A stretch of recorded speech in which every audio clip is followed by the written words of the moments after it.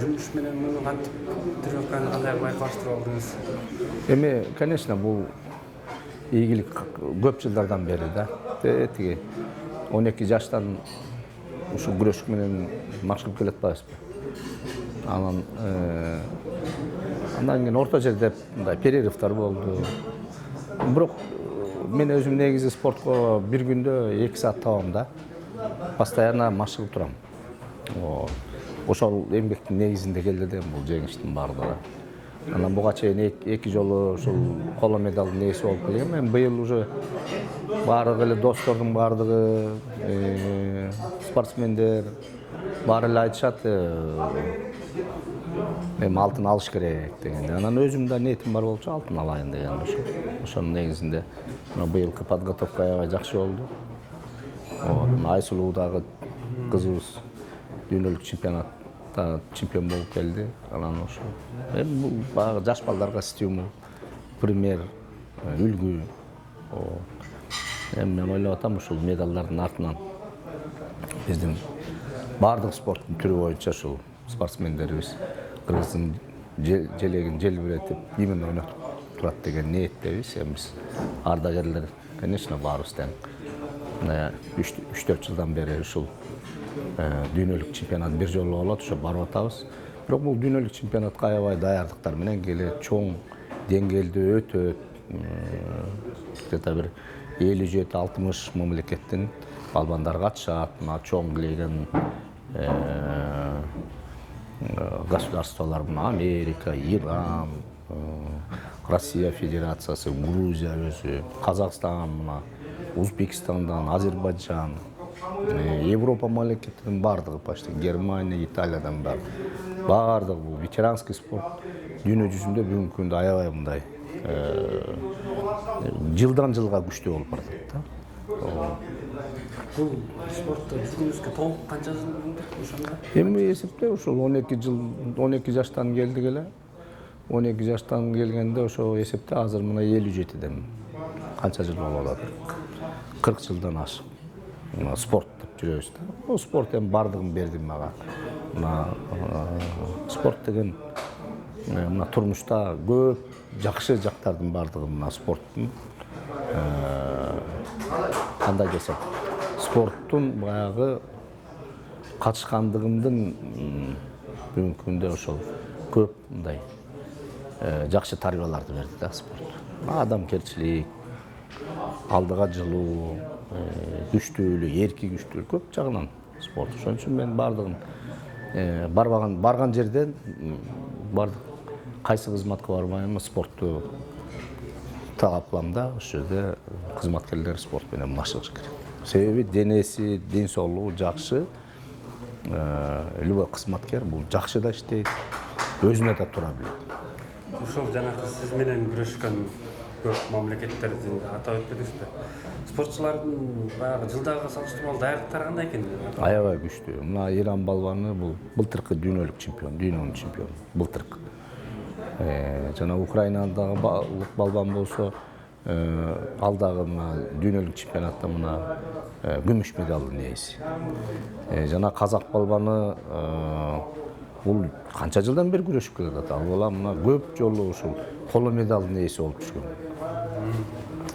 Мына америкалык балбан дагы бул канча көп жылдардан бери өзүнүн мамлекети мына Америка чоң. Ошонун чемпиону болуп, дагы көп турнирлерди утуп жүргөн балбандардын бири. Азыр эми интернетте позитивдүү суроолор жүрөт. Сиздин секиргениңиз боюнча. Ошол азыр да кайталайсызбы ошону? Ошондон Эми ал тетиги мындай бир 3-4-5-6 жыл мурун болчу. Бирок эми бир экини жасасак болот, эми 5ти уже. Себеби мына жылдан жылга баягы жаш өткөн сайын, конечно, спортто деле спад болот. Бирок ошого карабай, эми форманы кармады, аракет кылып көрөбүз. Анан дагы бир суроо. Спортчулардын сиз көрүп жүрөсүз да баягы күрөштө, Кыргызстанда күрөшчүлөр бар. Анан алар көбүнчөсүн жанагы ММА'ге кирип кетчү. Анан ушуларга кеңешиңиз кандай? Кеңешиңиз кандай? ММА-дагы ММА менен күрөштүн аралыгы эмне?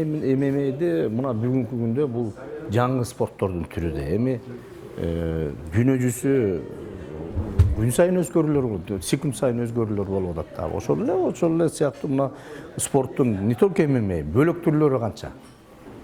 Бөлөк түрлөрү канча деген спорттун түрлөрү азыр жаңы спорттун түрлөрү чыгды. То есть прогресс болуп атат да дүйнө жүзүндөчү мына в области спорта. Ошол сыяктуу эле ал дагы бир чоң спорттун түрү. Көпчүлүк айтат экенде азыр олимпиадага аракет кылбай эле ММАга аракет кылып калышты. Эми ал жерде шоу, анан акча, ал жерде каражат. Ошондо анан профессиональный вид спорта. Бул любительский менен профессиональный дегендин экөөнүн айырмасы аябай чоң. Вот, мына мисалы профессиональный бокс, андан кийин любительский бокс, экөөнүн аябай айырмасы чоң. Эми ал жерде акча маселеси, анан шоу. Вот, ал жерде өзүнчө чоң бизнес турат да бул жердечи. Келечектеги ушул күрөшүп жүргөн балдарга деп кеңешиңиз? Эми бек кеңеш менен мына өзүм да барып, алар менен тренировка кылып, мына көптөгөн дүйнөлүк чемпионаттарда, олимпиадалык оюндарда көп эле катышып чогуу жүрүп атам булар менен. Бүгүнкү күндө эми балдардын аракети аябай жакшы. Жылдан жылга биздин балбандарыбыздын мындай деңгээли өйдө жылдан жылга жогорулуп баратат. Мына 2000-жылга караганда баягы развал союз болгондон кийин бир спад болгон. Андан кийин мына өзүбүздүн тренерлер азыр, анан спорт ордунда турбай атат да, жылдан жылга бөлөк. Правилалар өзгөрүлөт, андан сырткары мындай, анан акча маселеси. Эң биринчи каражат маселеси. Ошо каражат маселелерин убагында чечип, жакшынакай көңүл бурушубуз керек. Мисалы, ошол эле Грузияда бальбанын түрлөрүнө канча деген акча мамлекет жагынан мындай сарып кылынат десем, сурап атат. Мисалы, бир эле дзюдону алып көрсөк $3,5 миллион. Биздики бир вольный борьбага, по-моему, $9 миллион сомдон $12 миллион сомго чейин. $150 миң бул эмне деген акча. Бул акча менен негизи дүйнөлүк уровеньде спортсменди даярдай албайбыз. Любой эле вид спорт боюнча алып көрсөк да. Ошон үчүн акча маселесин дагы кеңейтишибиз керек да, көбөйтүшүбүз керек. Көңүл бурушубуз керек. Болгон көңүл сиз үчүн канааттандырарлык болду го? Эми көңүл буруш керек да спортко, аябай көңүл, мамлекеттик деңгээлде. Себеби кайсы мамлекетте спорт өнүгүп турса, ошол мамлекет өнүгүп атат деп эсептелет. Бүгүнкү күндө да.